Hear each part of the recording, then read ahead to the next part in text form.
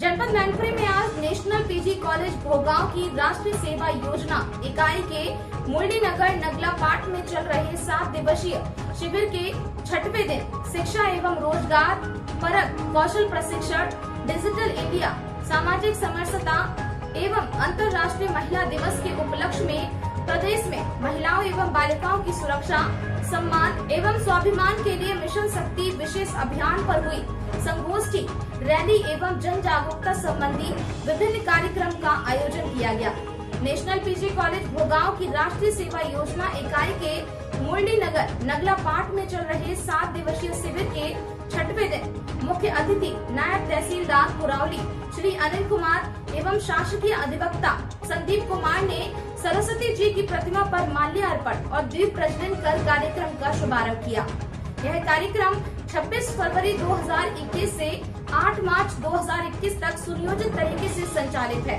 इस कड़ी में 1 मार्च को परामर्श सत्र गांव वासियों के साथ मिलकर संगोष्ठी का आयोजन किया गया, जिसमें वक्ता शिक्षक गण रहे। इस अवसर पर कार्यक्रम अधिकारी डॉक्टर फतेह सिंह, रेंजर प्रभारी डॉक्टर वंदना सक्सेना, प्रोफेसर शशि, श्री प्रवीण कुमार, आशाराम, राष्ट्रीय सेवा योजना एवं महाविद्यालय के छात्र छात्राएं उपस्थित रहे। वहीं एनएसएस शिविर में क्या कुछ जानकारी दी गई, आइए जानते हैं हमारे संवाददाता विकास तिवारी से। आज यहाँ मैनपुरी के कस्बा भोगांव के ग्राम मुरली नगर में खड़े हैं, जहाँ पर नेशनल डिग्री कॉलेज महाविद्यालय का एनएसएस का कैंप यहाँ पर है। तो यहाँ पर जो योजना है तो राष्ट्रीय सेवा योजना के तहत काफ़ी बच्चों को जानकारियाँ दी गई, बच्चों से काम कराए गए यहाँ पे, और लोगों से गांव वाले हैं जो उनको भी काफ़ी चीज़ें इस बारे में बताई गई हैं, चीज़ें जो योजनाएं चल रही हैं, क्या अच्छा इस समय चल रहा है, क्या ख़राब चल रहा है। तो बहुत सारी जानकारियाँ दी हैं। यहाँ पर कुछ बच्चे हैं, हम उनसे भी जानकारी लेंगे जो एनएसएस के यहाँ पर बच्चे हैं।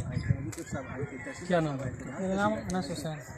अच्छा, यहाँ पे जो 7 दिवसीय कार्यक्रम चल रहा है तो क्या क्या यहाँ पर जानकारी दी गई, क्या क्या आप पे काम कराएंगे?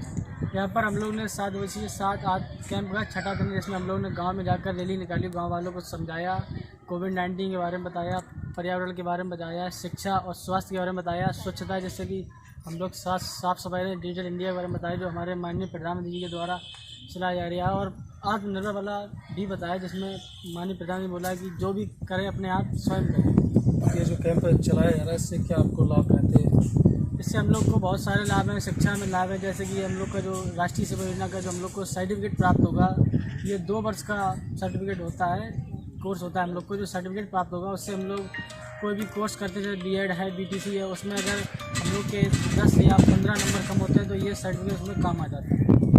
और यहाँ पर और भी छात्र हैं, उनसे जानकारी लेना चाहेंगे। क्या नाम है?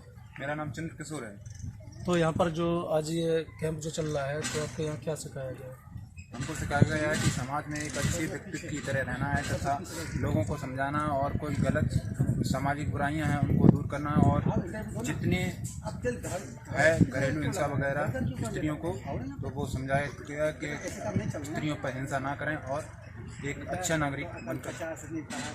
नशा मुक्ति को लेकर क्या लोगों को आपने जागरूक किया है? नशा मुक्ति के बारे में एक लाइन कहना चाहूँगा, नशा किसी का सगा नहीं होता, ना मानो करके देखो, जिन लोगों ने नशा किया है उनके घर जाकर देखो। और इसी बारे में नशा मुक्ति एक बहुत ही भयानक एक व्यक्ति के अंदर उत्पन्न हो जाती है, जिससे व्यक्ति खुद तो परेशान होता ही है तथा अपने परिवार वालों और अपने बच्चों और जितने हैं समाज की एक बुराई जगह है। तो यहाँ पर ये जो छात्र हैं तो इन्होंने कुछ अच्छी लाइनों के तहत कुछ बताया, कुछ नशा मुक्ति मतलब नशा को किस तरीके से छोड़ा जाए, उसका सेवन करने से क्या कुछ नुकसान होते हैं, ये सारी जानकारी दी। आई और भी है छात्रों से हम पूछते हैं। क्या नाम है? अच्छा, आपको क्या बताया गया? हमारे विभिन्न टॉपिक 7 दिवसीय कैंप में हमारे विभिन्न टॉपिक रहे, जैसे कोविड-19 है, आत्मनिर्भर भारत है, पर्यावरण है, डिजिटल इंडिया है। कोविड-19 के तहत हमें बताया गया कि कोरोना काल में हमने किन समस्याओं का सामना किया और हमें इस वर्तमान काल में कोरोना से कैसे सावधानी रखनी चाहिए। आत्मनिर्भर भारत के अंतर्गत हमारे प्रधानमंत्री नरेंद्र मोदी जी द्वारा जो योजनाएँ चलाई जा रही हैं उनको सभी का हम लोगों को हमारे कार्यक्रम अधिकारी सर सर ने हम सबको अच्छी जानकारी प्रदान की और भी जो माननीय एसपी गण आए उन्होंने हमारा मार्गदर्शन किया। डिजिटल इंडिया जैसे आज हमारा टॉपिक है डिजिटल इंडिया, उसके तहत हम लोगों को आज मल्टीमीडिया के बारे में बताया। तो यहाँ पर बहुत सारी जानकारी इनसे ली और यहाँ पर छात्राएँ हैं उनसे भी जानेंगे। क्या नाम है? तो यहाँ पर आपको कितने दिन हो गए हैं? हमारा कैंप 24 फरवरी से 2 मार्च तक का 7 दिन का। तो यहाँ पर आपसे क्या कार्य कराए गए, क्या आपने यहाँ लोगों को जागरूक किया? यहाँ पर हमें शिक्षा, स्वास्थ्य, स्वच्छता, डिजिटल इंडिया, नशा मुक्ति, मतदान आदि के बारे में बताया गया था। हम लोगों ने रैलियाँ निकाली, हमारे बीच में काफ़ी सारे लोग आए जिन्होंने हमारा मार्गदर्शन किया। हम लोगों ने घर जा के समझाया कि मतदान देना कितना इम्पोर्टेंट है, ये सब जानकारी दी। नशा मुक्ति को लेकर किस तरीके से लोगों को जागरूक किया? नशा मुक्ति हमारे सेहत के लिए बहुत ही बेकार है। अगर हम नशा करते तो खुद को ही नहीं बल्कि अपने घर वालों को भी नुकसान पहुंचाते हैं। यहाँ से और भी छात्राएं उनसे जानना चाहेंगे। खड़े हो जाइए। आपका जो ये 7 दिवसीय कार्यक्रम चल रहा है, तो यहाँ पर सफाई को लेकर क्या आपको बताया गया? अपने आस पास और जो इधर उधर जगह है वो उठा कर इधर उधर। अगर जैसे गंदगी रहती है तो उससे लोगों को क्या नुकसान होता है? मतलब उससे बहुत सारी बीमारियाँ फैलती हैं और भी हम लोग उनसे हम जानना चाहेंगे। तो यहाँ पर जो आपको ये कार्यक्रम चल रहा है, तो क्या क्या कार्यक्रम रहा, जो आपके जो यहाँ शिक्षक हैं तो उन्होंने किस तरीके से आपको सुविधाएं दी, यहाँ पे रहने की व्यवस्था क्या है, पानी का व्यवस्था क्या है? सर यहाँ पे व्यवस्था बहुत अच्छी है और हमारे टीचर रोज़ कुछ ना कुछ हमें देते हैं खाने के लिए। व्यवस्था बहुत अच्छी है और सबका मतलब ध्यान रखा जाता है, अच्छे से कंटिन्यू सब करते हैं, साफ़ सफाई स्वच्छता का सब ध्यान रखा जाता है। और यहाँ पर जो शिक्षक हैं उनसे भी हम बात करते हैं, उनकी देख रेख में ये कैंप चल रहा है यहाँ पर, ये हम जानकारी लेना चाहेंगे। सर क्या नाम है आपका? जी, प्रोफेसर डॉक्टर फतेह, कार्यक्रम अधिकारी, राष्ट्रीय सेवा योजना। सर, तो यहाँ पर बच्चों को क्या क्या सिखाया गया और क्या क्या बच्चों से करवाया, क्या क्या ग्रामीणों को जागरूक करने के लिए बनाया गया? ये हम लोगों का जो चयनित ग्राम है वो भोले नगर का नगला पार्क है। यह जो गांव है जिसका नाम भोले नगर है, इसका एक भाग है जिसको नगला पार्क कहा जाता है। वह गांव हम लोगों ने गोद लिया है। हमारा 7 दिवसीय विशिष्ट शिविर है तो 24 फरवरी से 2 मार्च तक है, जिसमें आज हमारा 6वां दिन है। पहले दिन से ही सत्र का शुभारंभ हुआ। उद्घाटन सत्र के बाद में पूरे गांव में सफाई अभियान चला, स्वच्छता कार्यक्रम, जिसमें हमारे मुख्य अतिथि महाविद्यालय के प्राचार्य रहे। उसके दूसरे दिन जल संरक्षण, संवर्धन और दोहन विषय पर एक विस्तृत संगोष्ठी का आयोजन किया गया और गांव में बच्चों ने इसी प्रकार के पोस्टर भी बनाए। गांव लोगों को पोस्टरों के माध्यम से समझाया, ये भी बताया कि हमारे देश का एक महानगर है मुंबई, जहाँ का जल स्तर 1000 फीट नीचे पहुँच गया है। लोगों के पास में पीने का पानी नहीं है। यदि आप लोगों ने जल का दोहन इसी प्रकार से किया तो वो दिन दूर नहीं है कि हमारे यहाँ पर भी इसी प्रकार की समस्याएं होंगी। इसलिए जल का जो दोहन है, अर्थात जल का जो उपयोग है, उसको बहुत सीमित मात्रा में करें, व्यर्थ में जल न पहने। हर एक गांववासी को बीच में जाकर के समझाया जल के बारे में, इसका संवर्धन कैसे हो सकता है। जैसे बरसात का पानी होता है उसका संचय करके जल एकत्रित किया जा सकता है, जिससे जल स्तर ऊपर आ सकता है। इसके लिए हमने भूगोल विभाग के अध्यक्ष डॉक्टर एन के आनंद जी को यहाँ पर आमंत्रित किया और उन्होंने उस संगोष्ठी में सहभागिता की और बढ़ चढ़ करके हिस्सा लिया। उसके बाद में इसमें जो कार्यक्रम था वह आत्मनिर्भर भारत था। आत्मनिर्भर भारत के लिए हमारे यशस्वी प्रधानमंत्री जी ने ये जो कोरोना वायरस की जो महामारी है उसको अवसर में बदलने के लिए हमारी जनता के लिए 20 लाख करोड़ रुपए का एक पैकेज दिया और कहा कि ये जो महामारी है इससे मुक्ति मिलने के लिए हमारे प्रत्येक देश के नागरिक को आत्मनिर्भर बनना होगा।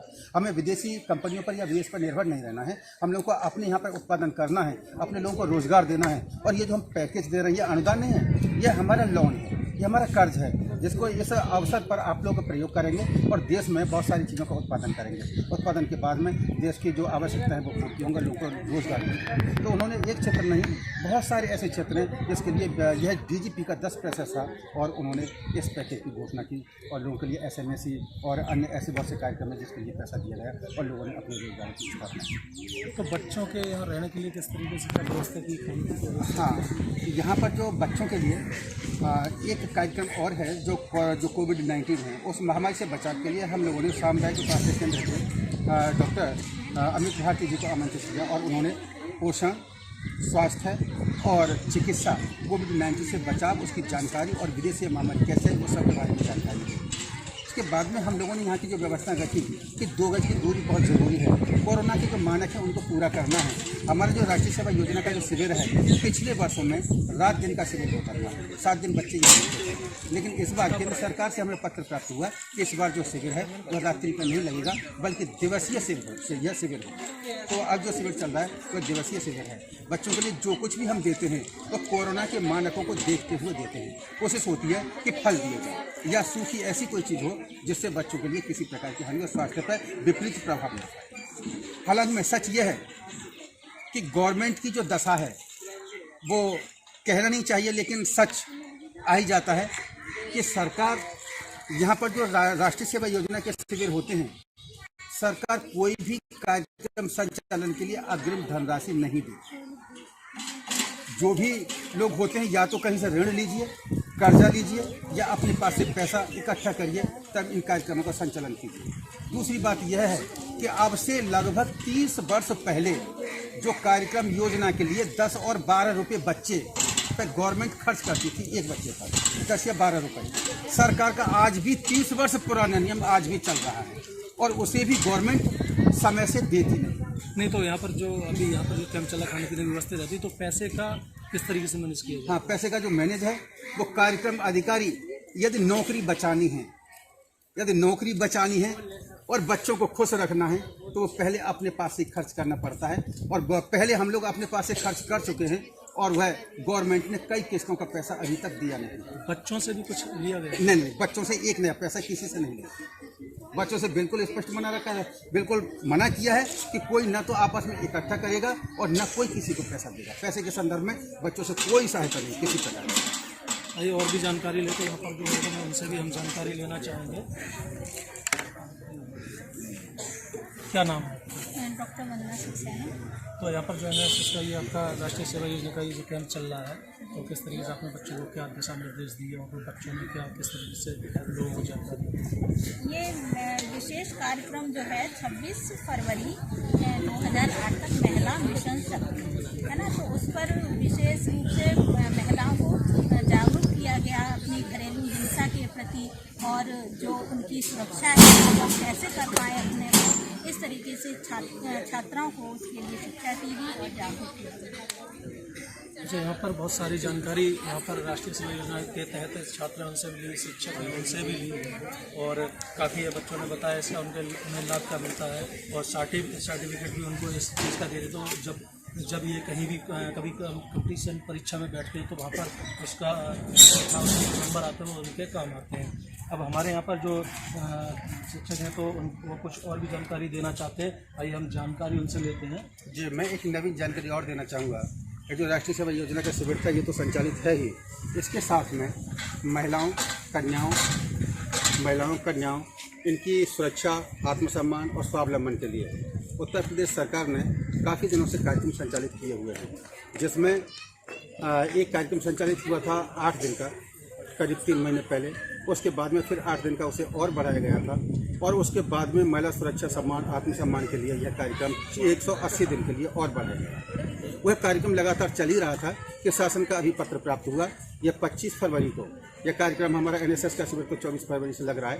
इसी बीच प्राचार्य जी ने यह पत्र दिया कि उत्तर प्रदेश शासन के द्वारा पत्र प्राप्त हुआ है, और उसका जो मुख्य उद्देश्य था वह अंतर्राष्ट्रीय महिला दिवस के उपलक्ष्य में यह 10 दिवसीय एक कैंप था कि जिसमें विशिष्ट जानकारियाँ प्रदान कर दी, जिसमें मिशन शक्ति विशेष अभियान यह जो कार्यक्रम संचालित है, इसमें हम लोग कन्याओं की सुरक्षा के लिए अपने जो अधिवक्तागण हैं उनको आमंत्रित कर रहे हैं, वह कानूनी संबंधी जानकारी प्रदान कर रहे हैं। आज हम लोगों ने अपने यहाँ पर नायब तहसीलदार साहब को आमंत्रित किया था। उन्होंने NSS का जो टॉपिक था कि डिजिटल इंडिया, शिक्षा और रोजगार और कौशल प्रशिक्षण, इस विषय पर तो बताया ही, उसके साथ महिला मिशन शक्ति का जो कार्यक्रम चल रहा है उस पर भी विशेष रूप से प्रकाश डाला, और इसके लिए महिलाओं को नामित किया गया है परामर्शदात्री के रूप में।